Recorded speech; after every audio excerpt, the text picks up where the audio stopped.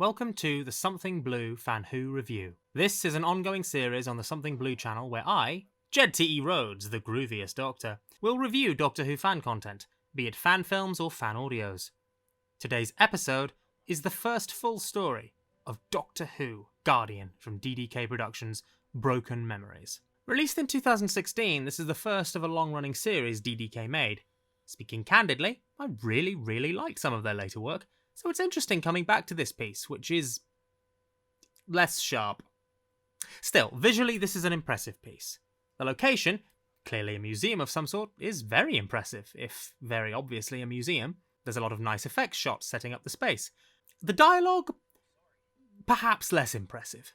There's a lot of exposition to introduce things, a lot of references, and some dialogue that makes no sense or could do with some sharpening, and yeah, okay, now I'm sorry, but I have to be mean. So, any new Doctor needs to be introduced in a way that tells us who they are. After all, the Doctor is half the battle, as I said in the previous review. Kieran Jenkins' first introduction is being a douchebag. Seriously, he's a douchebag. The first thing he does is insult his new companion. The second thing he does is insult his new companion. The third thing he does is act like a complete lunatic. And the fourth thing he does is insult his new companion. Bet that wasn't in your bingo card. Later on, he also slaps said companion. He's arrogant. He's insulting. And he's also irritatingly inconsistent. That last part may be a script problem. A specific bit is that he tells Barry to go after someone, and later when they reunite he tells him off for wandering off. At the very least, at the end he does point out that he's being unsympathetic.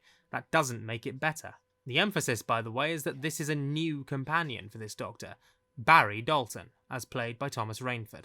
He seems more vaguely irritated than terrified when he realises what's happening to him and that he's been transported to the Victorian era. He trusts the Doctor quickly without real cause, gets told off and insulted, and generally is treated a bit like dog shit that the Doctor stepped in. The resulting Doctor and companion dynamic is odd, and frankly almost comes across as abusive, the aforementioned slap. This is presumably unintentional. The wacky dialogue for the Doctor feels very much like baby's first eccentric arsehole genius dialogue, the sort of stuff a Rick and Morty episode would have. But it does colour the experience a touch. Or maybe I just prefer my Doctors a touch less insufferable. Supporting cast are also touch and go. Bill Rowan as Detective Smith, dressed more like Halloween Sherlock Holmes than a Victorian detective, is a touch light and less than assertive, and does hand movements like John Culshaw's Tony Blair, but at least handles the sometimes less than stellar dialogue well. Luke Rose, later the Valeyard in DDK's last few episodes, plays the various policemen, or one very busy policeman, well enough. Again, dialogue issues notwithstanding. The Dark Keeper, as played by Adam Grange, is a less than intimidating villain.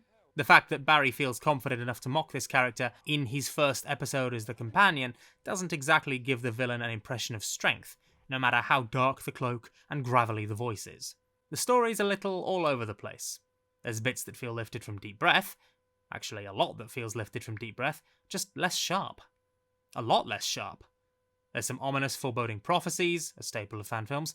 There's some lumbering dialogue, another staple of fan films, and the whole thing is wrapped up with a lens flare and a CGI mindscape with voiceover.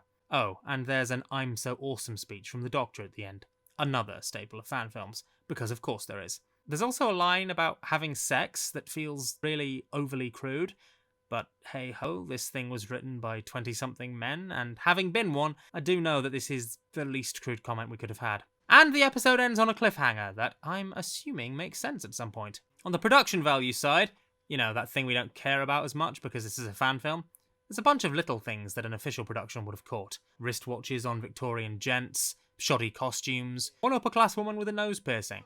But it's a fan film. There are worse things. Overall, it should be stressed. This is the first full fan film from this team, and they do get much better. This one feels like a list of all the cliches a fan film could hit in one fell swoop, complete with an overly referential / lifted straight from the show plot, and some straight Moffatisms. For all that, it's ambitious, and is definitely trying something. On a final note, however, am I the only one who thinks the Doctor looks better in his predecessor's outfit?